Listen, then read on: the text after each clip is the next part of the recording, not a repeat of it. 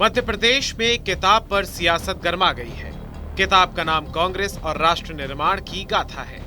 Bharatiya Janata party के नेता किताब में लिखे गए कंटेंट पर अपनी आपत्ति जताते हुए कांग्रेस पर हमलावर हो गए हैं। किताब में आजादी की जंग में राष्ट्रीय स्वयंसेवक संघ और हिंदू महासभा जैसे अन्य संगठनों की भूमिका पर सवाल उठाते हुए निशाना साधा गया है। कांग्रेस और राष्ट्र निर्माण की गाथा पुस्तक को पीसीसी चीफ कमलनाथ के मीडिया सलाहकार पीयूष बबेले ने लिखा है। उन्होंने किताब में लिखा है कि कांग्रेस और आजाद हिंद फौज देश की स्वतंत्रता के लिए काम कर रही थी। वहीं दूसरी तरफ मुस्लिम लीग और हिंदू दक्षिणपंथी संगठनों की भूमिका काफी अलग थी। इन संगठनों ने हमेशा अंग्रेजों की तारीफ की। किताब में लिखा गया है कि मुस्लिम लीग के प्रमुख नेता मोहम्मद अली जिन्ना देश के विभाजन की प्रमुख वजह थे। मुस्लिम लीग के नेताओं ने अंग्रेजों के खिलाफ कोई लड़ाई नहीं लड़ी, ये तो अंग्रेजों की तारीफ करते थे। कुछ इसी तरह का रवैया दक्षिणपंथी संगठनों का भी रहा। इनमें प्रमुख रूप से आरएसएस और हिंदू महासभा जैसे संगठन मौजूद थे। किताब में आजादी की जंग में जिन्ना और वीर सावरकर की भूमिका को एक जैसा बताया गया है। किताब कोई मैंने मूल रूप से नहीं लिखी है। जो इतिहास के तथ्य हैं, साक्ष्य हैं, उन्हीं को सामने रखा है। जहाँ तक जिन्ना और सावरकर की तुलना का सवाल है, तो ये तुलना पीयूष बबेले ने नहीं की है। ये तुलना संविधान निर्माता बाबा साहब भीमराव अंबेडकर ने की थी। ये किताब मैं आपको दिखा देता हूँ। ये है पाकिस्तान अथवा भारत का विभाजन। ये डॉक्टर अंबेडकर की लिखी हुई किताब है और इस किताब को भारत सरकार ने ही प्रकाशित किया है। मोदी जी के मंत्रियों के दस्तखत से ये छपी है। इसमें लंबे लंबे कम से कम 50 पेज इस बात पर उन्होंने खर्च किए हैं कि पहले सावरकर ने मांग की हिंदू राष्ट्र की, उसके जवाब में मांग हुई मुस्लिम राष्ट्र की। डॉक्टर अंबेडकर बार बार कहते हैं कि जब आप हिंदू राष्ट्र मांग लोगे और तो फिर अपने आप एक पाकिस्तान की मांग तो उठेगी। पूरा लंबा उन्होंने इसमें व्याख्या की है। तो अगर भाजपा को ऐतराज है तो उन्हें मुझसे आपत्ति नहीं है, उन्हें संविधान निर्माता डॉक्टर भीमराव अंबेडकर से आपत्ति है। ये बहुत चिंता का विषय है कि एक सत्ताधारी पार्टी संविधान निर्माता की बातों पर अगर आपत्ति करेगी तो एक बड़ी विषम स्थिति हो जाएगी। किताब के अनुसार देश में बीजेपी के उदय में आरएसएस और हिंदू महासभा का काफी योगदान है। इन्हीं दोनों संगठनों की वजह से बीजेपी उभर कर लोगों के बीच आई।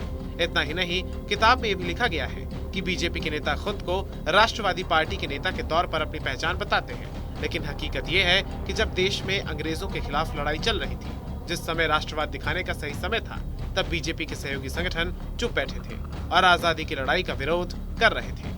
कांग्रेस की माने तो नेहरू परिवार के बारे में लोग अच्छा इसलिए बोलते हैं क्योंकि उन्होंने देश की आजादी की लड़ाई लड़ी थी।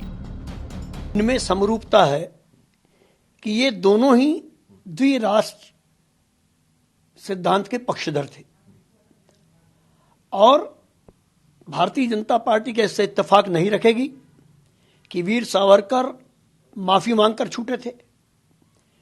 क्या उनके नायकों ने भत्ता नहीं लिया अंग्रेजों से? क्या श्यामा प्रसाद मुखर्जी 1942 में फजलुल हक की सरकार में बंगाल में वित्त मंत्री नहीं थे?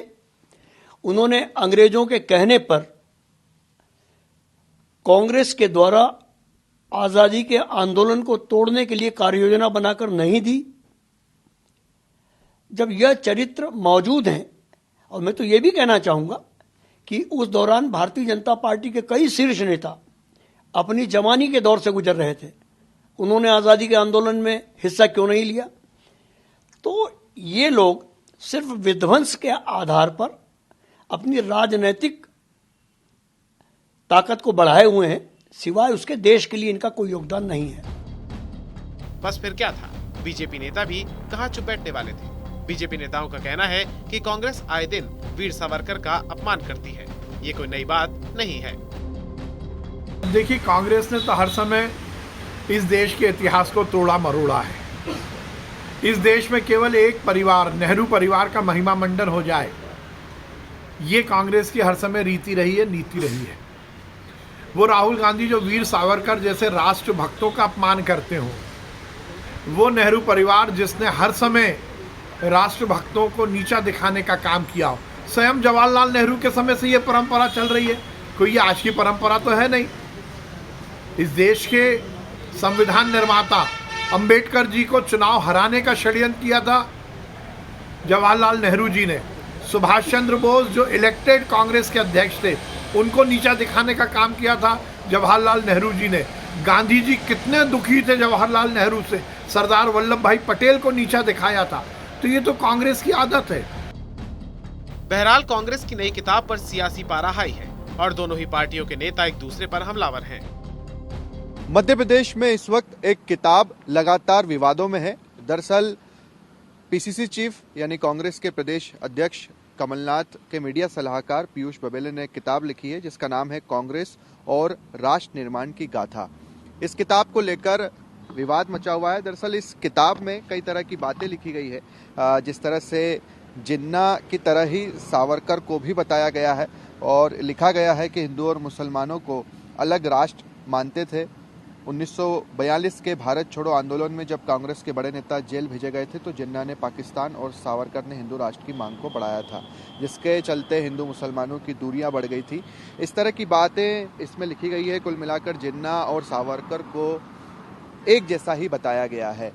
मध्य प्रदेश में 2023 में चुनाव होना है और खास तौर पर इस किताब की बात की जाए तो कांग्रेस की सबसे छोटी इकाई यानी कि बाल कांग्रेस, जिसमें 12 से लेकर 18 वर्ष तक के बच्चे शामिल हैं, उन्हें ये किताब बांटी जाएगी और कांग्रेस का कहना है कि हम उन बच्चों को सही इतिहास बताना चाहते हैं, जिसके चलते ही ये किताब बांटने जा रहे हैं। तो दूसरी तरफ बीजेपी का कहना है कि कांग्रेस गलत इतिहास उन बच्चों को बताने जा रही है, क्योंकि अभी तक अगर आप देखें तो सिर्फ और सिर्फ कांग्रेस गांधी नेहरू परिवार का ही गुणगान करती नजर आई है। इसीलिए सावरकर से कांग्रेस को हमेशा से ही परेशानी रही है।